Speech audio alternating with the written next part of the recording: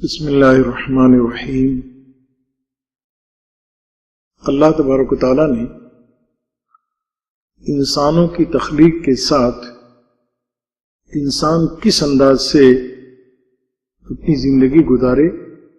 اس کے لیے ضابطۂ حیات عطا فرمایا ہے۔ مختلف زمانوں میں،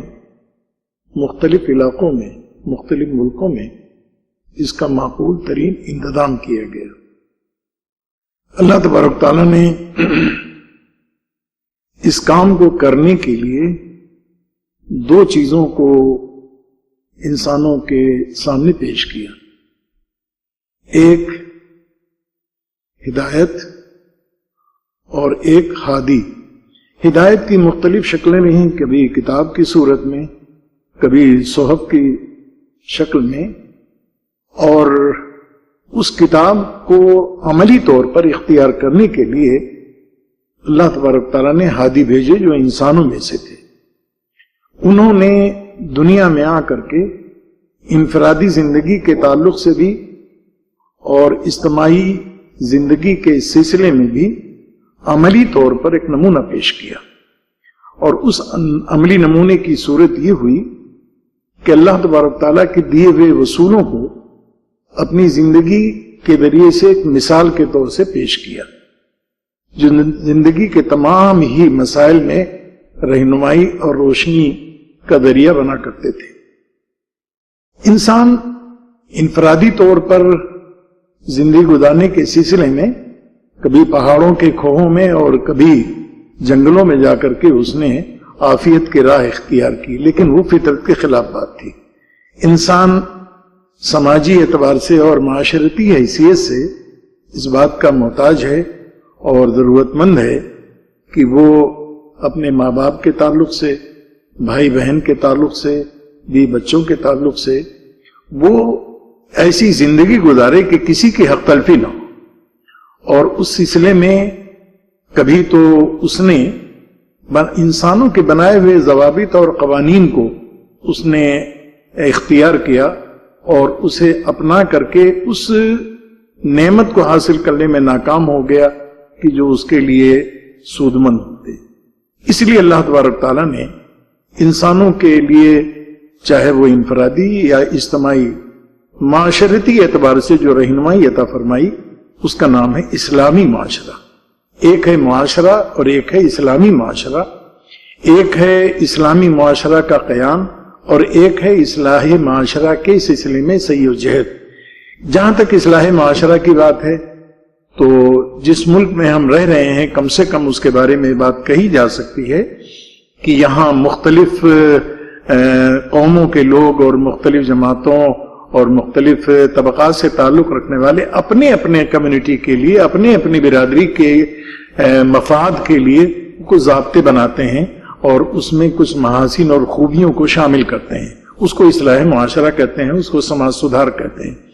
لیکن ان کے سامنے قرآن کریم یا اس طریقے سے نبی پاک صلی اللہ علیہ وسلم کا اسوہ نہیں ہوتا ہے، اس لیے وہ اسلامی معاشرہ نہیں بنتا ہے، بلکہ وہ اصلاح معاشرہ کے سلسلے میں سعی و جہد میں مصروف ہوتے ہیں۔ یقینی طور پر جو نتیجہ اسلامی معاشرہ کے قیام کے سلسلے میں لوگوں کو حاصل ہونا چاہیے، وہ نعمت دوسری چیزوں سے حاصل ہونے میں کامیابی نہیں ملا کرتی ہے۔ اسلامی معاشرہ کا مطلب یہ ہوتا ہے بنیادی طور پر کہ قرآن کریم کو اساس کے طور پر اختیار کیا جائے۔ قرآن کریم میں اللہ تبارک تعالیٰ نے ماں باپ کے حقوق اور ان کے تعلق سے جو ذمہ داریاں اولاد کے تئیں واجب ہوتی ہیں ان کا تذکرہ کیا گیا ہے۔ قرآن کریم میں اللہ تبارک تعالیٰ نے اولاد کی تربیت اور اس کے حقوق کے تعلق سے نشاندہی اور تفصیل بیان فرمائی ہے۔ قرآن کریم میں اللہ تبارک تعالیٰ نے میاں بیوی کے درمیان مودت اور مرحمت کی جو صورت ہونی چاہیے تاکہ ان کی ازدواجی زندگی انتہائی سکون بخش ہو اور ان کے طمانینت کا باعث بنے، اس کے لیے رہنمائی عطا کی گئی ہے۔ تو جب قرآن کریم کو اساس بنایا جائے گا تو وہ معاشرہ انتہائی خوشگوار معاشرہ ہوگا۔ وہاں کوئی کسی سے کوئی اذیت یا تکلیف کی کیفیت نہیں محسوس کرے گا، بلکہ وہ یہ سمجھے گا کہ میں ایک فرد کی حیثیت سے ہمارے اوپر ذمہ داریاں کیا ہیں کہ جس کو ہم انجام دیں، اور ہمیں کن لوگوں سے جو حقوق ملنے چاہیے اس سلسلے میں ہمیں کیا کرنا چاہیے۔ جب یہ اس میں توازن ہوگا، اس میں قرآن کریم کے وصولوں اور ہدایات کے تحت جب ان کی زندگی گزرے گی تو اس کا نام رکھا جائے گا اسلامی معاشرہ۔ اس اسلامی معاشرہ کے سلسلے میں ہمیں جو نمونے کے طور پر چیز سامنے آتی ہے وہ یہ کہ جب اسلامی معاشرہ قائم ہوتا ہے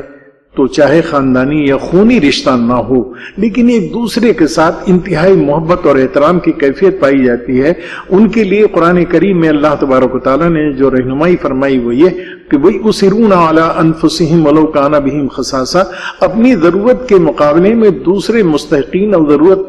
مندوں کو وہ ترجیح دیتے ہیں۔ چراغ بجھا کر کے خود فاقہ کر لیتے ہیں، بھوکے رہ جاتے ہیں، لیکن بھوکے مہمان کی تواضع کرتے ہیں، اسے پیٹ بھر کھانا کھلانے کی کیفیت ان کے اندر پیدا ہوتی ہے۔ جنگ کے میدان میں اسلامی معاشرہ کا آدمی جس کی تربیت اسلامی معاشرہ کے طور پر ہوئی ہے، زخموں سے چور ہیں، زندگی کے آخری لمحات ہیں، چند سانسیں باقی رہ گئی ہیں، اس وقت پیاس کی شدت کی بنا پر پانی طلب کرتے ہیں، لیکن پانی پینے سے پہلے کسی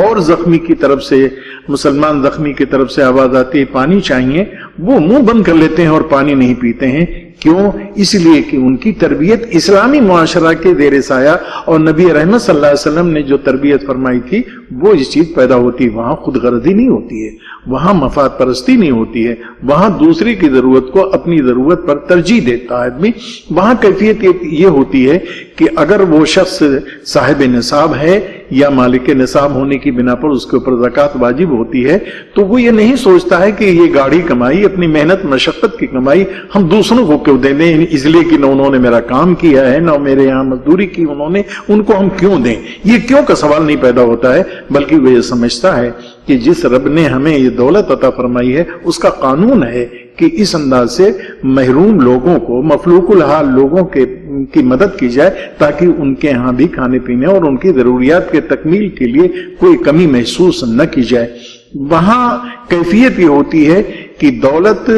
نیچے سے اوپر کی طرف نہیں جاتی ہے، بلکہ دولت اوپر سے نیچے کی طرف آتی ہے، اور جہاں اصلاح معاشرہ اور جہاں قرآن و سنت کو آئین اور ضابطہ بنا کر کے کام نہیں کیا جاتا ہے، ان کے ہاں دولت نیچے سے اوپر کی طرف جاتی ہے۔ یہ الٹ جاتا ہے معاملہ۔ اسلامی معاشرہ کے خد و خال اور اسلامی معاشرہ کی خوبی اور خصوصیت یہ ہوتی ہے کہ وہاں ایک دوسرے کے دل میں ایک دوسرے کے لیے ہمدردی ہوتی ہے، بے-خواہی ہوتی ہے، محبت احترام ہوتا ہے، اور ان کو اپنا سمجھ کر کے الحب للہ والبغض للہ کے وصول کے تحت ان کے کام آنے کا جذبہ وہاں پیدا ہوتا ہے۔ اس لیے آج کے دکھوں کا علاج اور مداوع صرف